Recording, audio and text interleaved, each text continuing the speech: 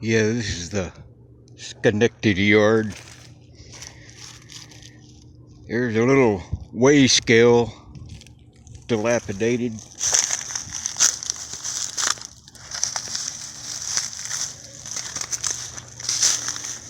Well, nothing is down in the yard but about 3 cars. And just right up there at the shanty is a little truck. So I'm not going to chance it while it's daylight. And rain is about 5 hours off. So right now, I'm better than I was. I'm a little better hid. But as you can see, this is no Noah's Ark. Or it might be.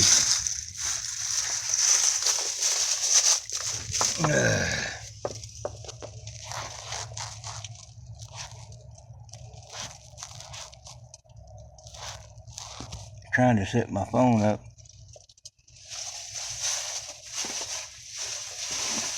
Yeah, I sprayed down really good with that new 100% deep.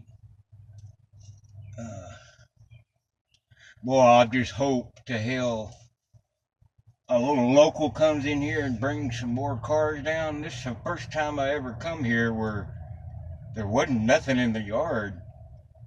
They usually drop off throughout the day, little small locals, and they just work them, and then they put them on long haul trains that roll through, like that one that came through earlier.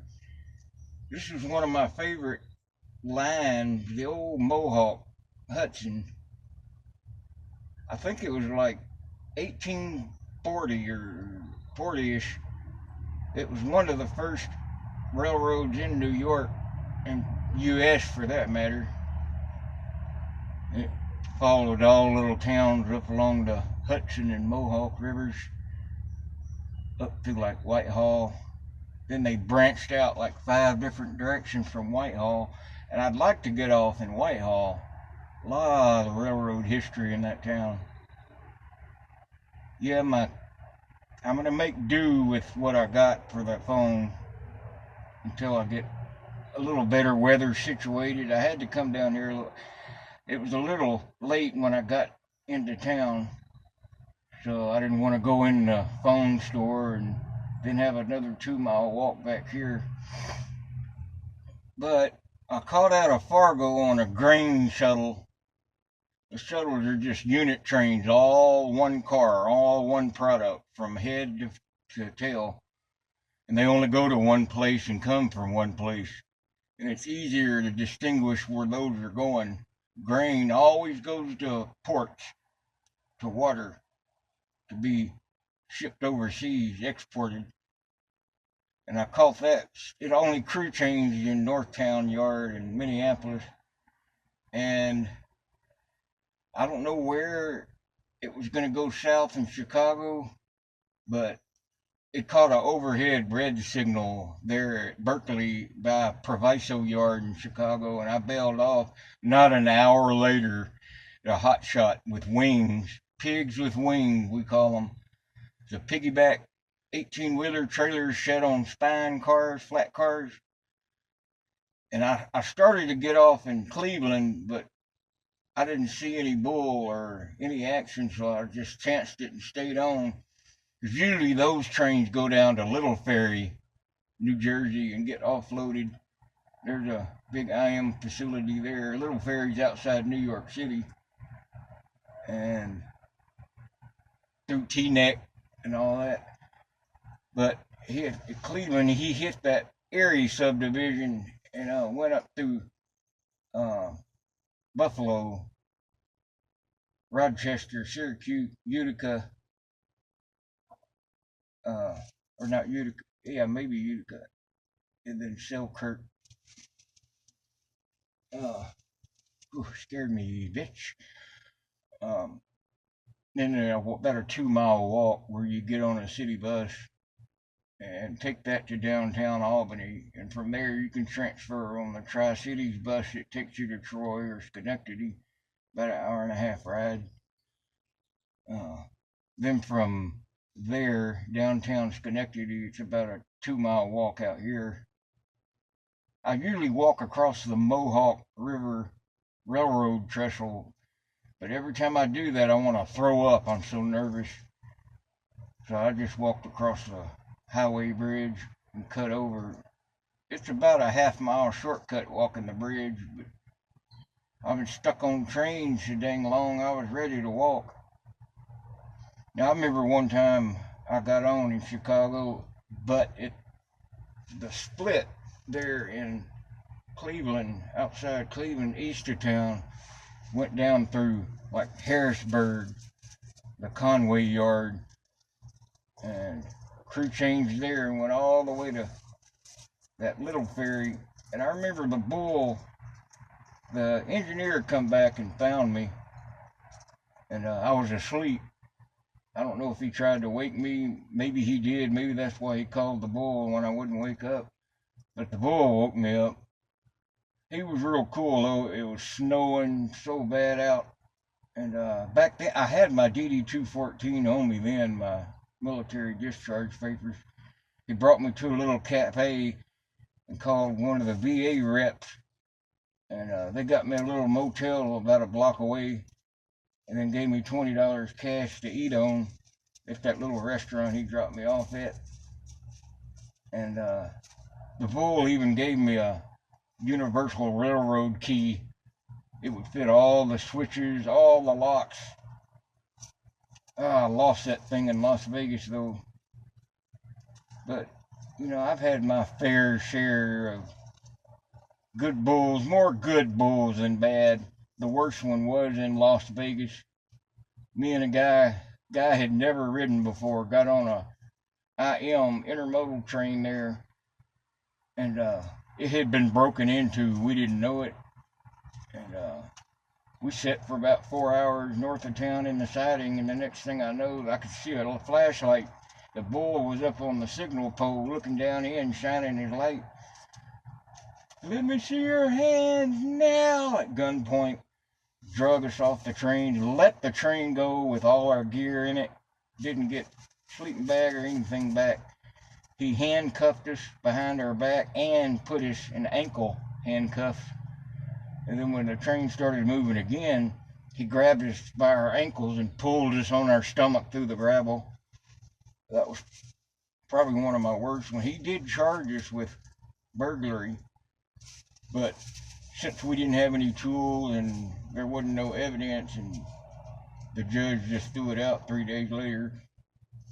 God, had we known that thing had been broken into, because the doors were shut, and you don't know if they're loaded by the seals gone. I don't even think I remember checking it.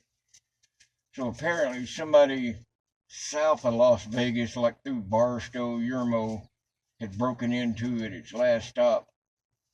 And but yeah, somebody else wanted a story about train derailments. I've been in 4 of them. I guess the biggest, scariest one it was on a grain train outside of Effingham, Illinois. We was doing maybe 20 miles an hour when it happened. It was 6 cars up. There were 7 grain car hopper cars that came off the track. 6 cars up towards the front from me. I remember when it first happened, the train kind of shrugged like that, and oh my God, you talk about loud. And we stopped pretty quick, and it wasn't the car I was on, but it was 6 cars up. I looked around the side of that grain car, and there was a huge cloud of dust. And there were a couple of cars that were jacked sideways. None of them had turned over, but all the axles had come off. And the closest to me was 2 cars away. Just 2 front axles came off. We were coming out of the yard doing maybe 3 or 4 miles an hour. And I've been in several, I can't mention how many, I forgot, incidents where we've hit a vehicle crossing a road crossing that crosses the tracks. I remember the biggest one. I remember we come out of Kansas City Murray Yard, about an hour north of there, maybe 40 miles north. And I was riding in that third trailing engine. And that engineer come back and he goes, "Man, you better get off here. We just hit something." And he said for me to get off because the police were on their way to do their report. So I got off and walked about a block over to the road. And I remember that cop pulled over and rolled his window down, asked me where I come from. And I just told him I was camped out in the woods over there, just moving along. So he left. But the whole butt end of that we hit a grain truck, one of them trailers that haul grain and soybeans and stuff. We must have hit the back end of the trailer because it was swung over, laying in the ditch on its side with a corn, or I can't remember if it was soybeans or what it was. So that, I just wish I'd have had camera back then. But as far as the bulls, the longest I've ever had to do in jail was Pensacola, Florida. That was 20 days in jail. And I probably get caught once a year. But it's usually just a night in jail, and you kind of need the shower and the food and a good night's rest anyway, so it's no biggie. Gotta go to jail, you gotta go to jail. I mean, that's the price you pay. But, you know, to me, it's worth it. You know, if I get to do 364 days a year on the trains out of jail, it's worth that to me. But yeah, I just hope. I've been watching my Doppler radar app, and that rain's about 4 or 5 hours off.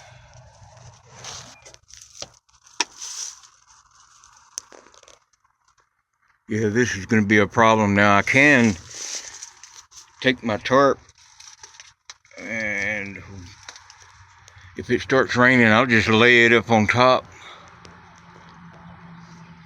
because it's mighty holy up there. I can tell somebody's been in here before. Oh my God, goober grape. I didn't know they still made that. Oh, they may not. That's probably pretty old. That's peanut butter and jelly together. I don't really like it. Well, got my lemon cookies. Still got M&M's, but I stopped by the store and got a Arizona. I really like these.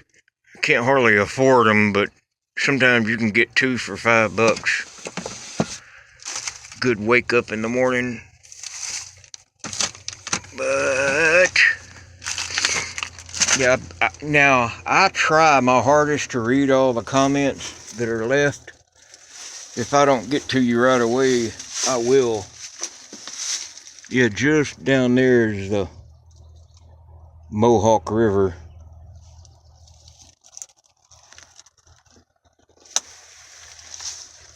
And I just wish I had some binoculars, because that I could focus my bad vision. I'd almost bet somebody's in that shanty. Not that silver one, not that one, but there's another one on down, and it looks like there was a little truck down there. So I'm gonna camp here for a while, guys. I really appreciate you guys' comments. And I guess I'll upload this in about 3 days.